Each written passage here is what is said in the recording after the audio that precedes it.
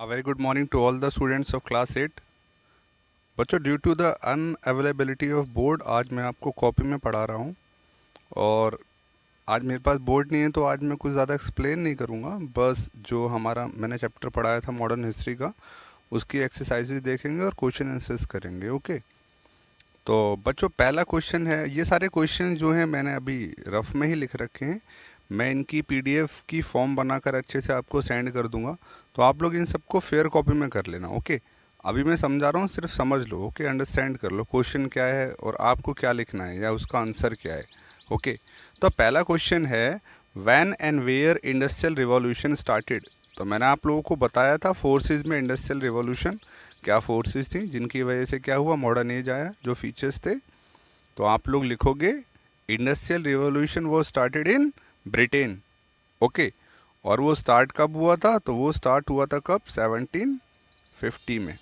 Okay, तो industrial revolution वो started in 1750 in Britain. और ये कैसा रिवॉल्यूशन था, ये एक इकोनॉमिक रिवॉल्यूशन था। ओके, तो ज़्यादा बड़ा नहीं लिखना है, बस मैंने समझाया था तो याद रखना। इंडस्ट्रियल रिवॉल्यूशन की वजह से क्या हुआ था, कॉलोनाइजेशन हुआ था, क्योंकि उन्होंने इंडस्ट्रियल रिवॉल्यूशन में क्या किया था, बल्क में बहुत ज़्यादा गुड्स प्रोड्यूस करे थे मशीन में, फैक्ट्रीज़ में, और उनके लिए उनको मार्केट चाहिए था।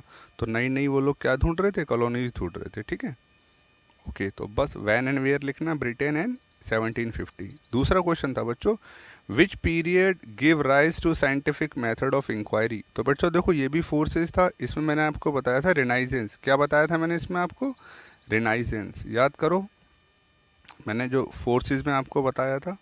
तो बच्चों ये जो रिनाइजेंस मूवमेंट था, इस मूवमेंट ने क्या किया था, राइज दिया था साइंटिफिक मेथड ऑफ इंक्वायरी। ये कहाँ पर शुरू हुआ था, इटली में शुरू हुआ था।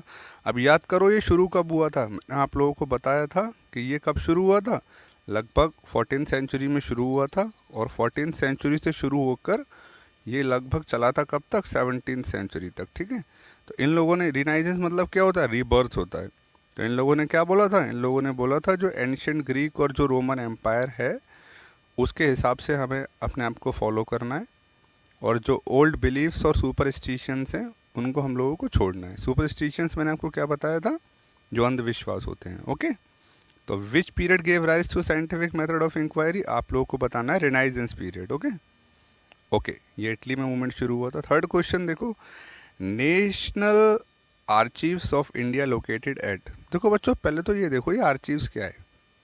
देखो मैंने कल आप लोगों को बताया था सोर्सेज ऑफ हिस्ट्री में डॉक्यूमेंट्स, हिस्टोरिकल डॉक्यूमेंट्स बताए थे, सर्वे वगैरह होते हैं या जो भी होते हैं, या रिपोर्ट्स, या फिर सेंसस रिपोर्ट, या फिर एक्ट वगैरह जो बने, तो वो सारे क्या हैं, वो सारे हिस्टोरिकल डॉक्यूमेंट्स हैं। तो ये जो आर्चीव होती है, क्या होते हैं, आर्चीव।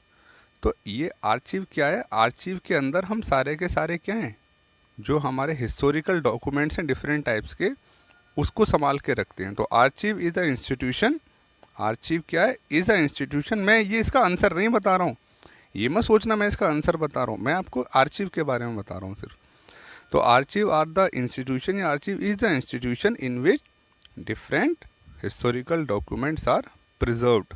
ओके, तो इंडिया का जो नेशनल आर्चीव ऑफ इंडिया है वो कहाँ पर है, न्यू दिल्ली में। किधर है, न्यू दिल्ली। ओके, याद रखना कहाँ है, न्यू दिल्ली में। तो National Archives of India located at New Delhi. Okay, उसके बाद फोर्थ क्वेश्चन देखो, write any 3 features of modern age. तो मैंने आपको बहुत सारे फीचर्स बताए थे मॉडर्न एज के, like what, like industrialisation, like democracy, like exploration, like socialism.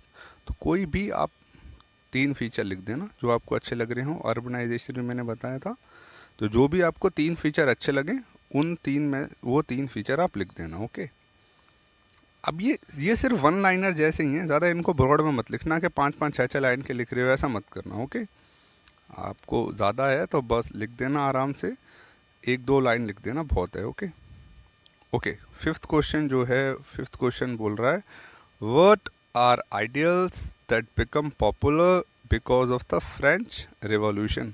अब देखो फ्रेंच रिवॉल्यूशन और अमेरिकन रिवॉल्यूशन थोड़ा सा मैंने आपको बताया था, क्योंकि सिलेबस में सिर्फ है तो सही, लेकिन बुक में सिर्फ हेडिंग दे रखी है अमेरिकन एंड फ्रेंच रिवॉल्यूशन, उसके बारे में कुछ नहीं बताया।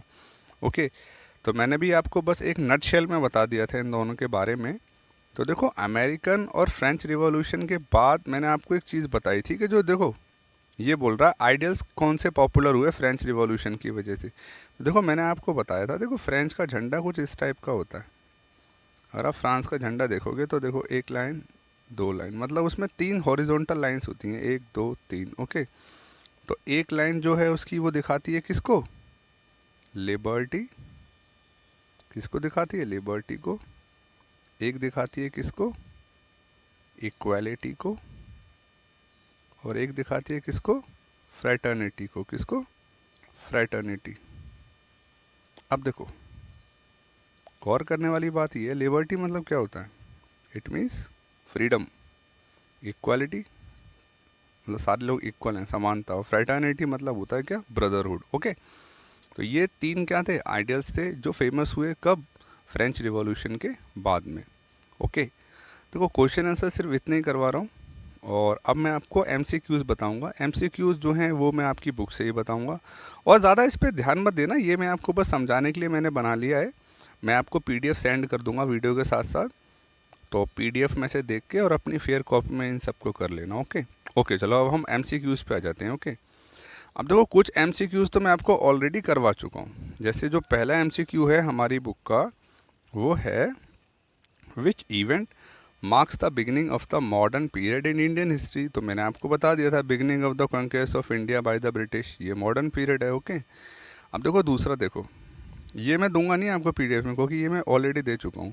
मैंने आपको ये वाला भी करवा दिया था, feeling of patriotism and growing identification with one's homeland is called what, nationalism. Okay, तो मैं आज आपको बताऊंगा 3, 4, 5, 6, 7। तो मैं आपको 5 एमसीक्यूज दूंगा, क्योंकि ये दो मैं ऑलरेडी करवा चुका हूँ। ओके, अब देखो थर्ड पे आ जाओ, रिनाइजेंस।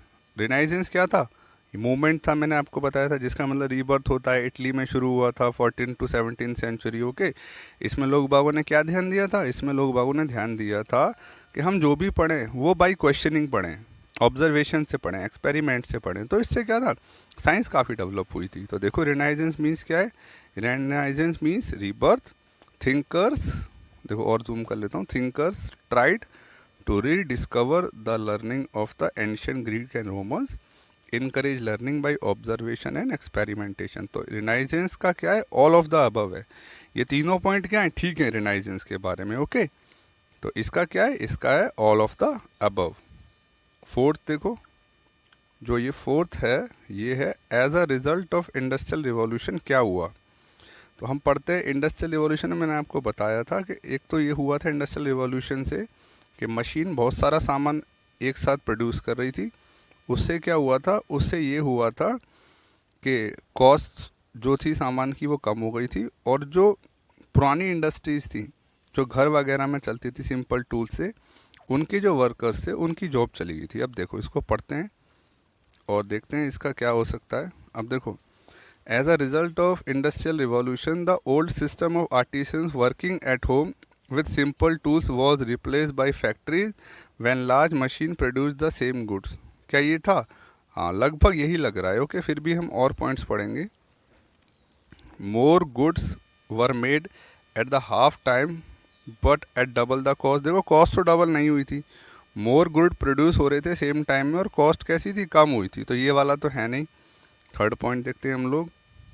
थर्ड पॉइंट है trade came to stand still as the goods made were too expensive. ऐसा नहीं था कि गुड एक्सपेंसिव थे तो ट्रेड क्या था, रुक गया था, ऐसा नहीं है। ट्रेड बढ़ा था क्योंकि गुड्स क्या थे, वो चीप हो गए थे। England became a colony of America. England कभी भी अमेरिका की कॉलोनी नहीं बना, इवन दो अमेरिका को ही क्या था, इंग्लैंड ने गुलाम बना रखा था। और उसके बाद अमेरिकन क्या था, रिवॉल्यूशन आया था। जब मैंने आप लोगों को बताया था कि अमेरिका में जो जॉर्ज वाशिंगटन थे, उन्होंने क्या किया, with the help of French और स्पेनिश अपनी एक सेना बनाई और फिर ब्रिटिशर्स के साथ लड़ाई करी थी। तो ये तीनों पॉइंट गलत हैं। इसका जो सही पॉइंट है वो ये है, फोर्थ का A, the old system of artisans working at home with simple tools was replaced by factories where large machines produce the same goods. Okay, तो फोर्थ वाले का क्या है, फोर्थ वाले का है आपका ये फर्स्ट वाला जो है। ओके ओके, फिफ्थ क्वेश्चन देखो। One of the main reason why the British could establish their rule over India तो देखो इसका कारण क्या था कि ब्रिटिशर्स इंडिया के ऊपर क्या है अपना रूल इस्टेब्लिश कर पाए। तो देखो their superior intelligence, their greater physical strength, their colour and the skin, rivalries between the Indian rulers. देखो सुपीरियर इंटेलिजेंस हम नहीं कह सकते, हम भी इंटेलिजेंट थे ऐसा नहीं है, बस हम लोग क्या थे आपस में लड़ते रहते थे। फिजिकल स्ट्रेंथ उनमें हमसे बहुत कम थी, हम लोग फिजिकली बहुत स्ट्रांग थे। कलर कभी भी मैटर नहीं करता, कोई गोरा है या काला है। ब्रिटिश ने बस हमारे ऊपर राज क्यों कर पाए, rivalries between the Indian rulers, जो इंडियन रूलर्स थे वो आपस में लड़ते रहते थे, उन सब में कैसी लड़ाई झगड़ा रहता था हमेशा, ब्रदरहुड नहीं था। इसका फ़ायदा उठाया किसने, ब्रिटिशर्स ने, और इंडिया को कैप्चर किया। तो फिफ्थ का क्या है, डी है। मेन रीज़न क्या था ब्रिटिशर्स हमारे ऊपर राज कर पाए, rivalries between the Indian rulers. Okay, 6 point देखो, newspapers and magazines are, newspaper और मैगजीन क्या है, primary source of information, secondary source of information, both primary and secondary, neither primary nor secondary. देखो मैंने आपको प्राइमरी और सेकेंडरी सोर्स में पहले ही बताया था कि सेकेंड प्राइमरी सोर्स क्या है, कुछ भी होगी, जैसे न्यूज़पेपर हो गया, मैगजीन हो गई, मॉन्यूमेंट हो गया, कॉइन्स हो गया, इंस्क्रिप्शन हो गया। लेकिन सेकेंडरी सोर्स क्या है, सेकेंडरी सोर्स वो है जो बनती है प्राइमरी सोर्स को स्टडी करके। तो देखो न्यूज़पेपर और मैगजीन क्या है, प्राइमरी सोर्स ऑफ इंफॉर्मेशन है, किसकी, हिस्ट्री की। ठीक है, तो 6 वाले का क्या होगा, ए होगा। ठीक है, देन 7th पे आओ, the gateway of India was. देखो मैंने आपको मॉन्यूमेंट्स में जो वीडियो दी थी कल, लास्ट वीडियो में मैंने आपको बताया था गेटवे ऑफ इंडिया जो था वो बिल्ड किया गया था कब, जब किंग जॉर्ज इंडिया आए थे। ओके, तो ये बॉम्बे में बनाया गया। तो गेटवे ऑफ इंडिया क्यों बनाया गया, the to commemorate the visit of Queen Victoria to Calcutta. देखो ऐसा नहीं था, क्वीन विक्टोरिया कैलकाटा में नहीं आई थी, उनकी डेथ के लिए कैलकाटा में क्या था, विक्टोरिया मेमोरियल बनाया गया था। तो ये गलत है, इसका गेटवे ऑफ इंडिया से कोई लेना देना नहीं है।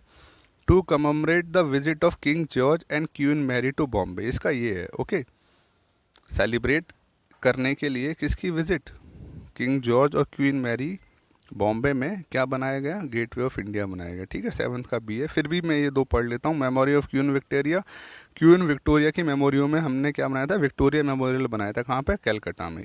गेटवे ऑफ इंडिया से कोई लेना देना नहीं है। In memory of the soldiers who died fighting in the world wars, इसके लिए हमने इंडिया गेट बनाया था। क्या बनाया था, इंडिया गेट, दिल्ली में। गेटवे ऑफ इंडिया से इसका कोई लेना देना नहीं है। तो गेटवे ऑफ इंडिया कब और क्यों बना, गेटवे ऑफ इंडिया बना जब किंग जॉर्ज और क्वीन मैरी बॉम्बे में आए थे। ठीक है, आए किस लिए थे ये लोग आए थे, दिल्ली दरबार लगा था और कैपिटल शिफ्ट हुई थी Bengal to Delhi. Okay okay बच्चों, बस क्वेश्चन आंसर्स इतने ही हैं। ये सारे के सारे एमसीक्यूज थे और ये सारे के सारे क्वेश्चन आंसर्स थे जो मैंने आपको करवाए। मैं पीडीएफ भेज दूंगा, उसको आप लोग फेयर कॉपी में कर लेना। Okay, thank you.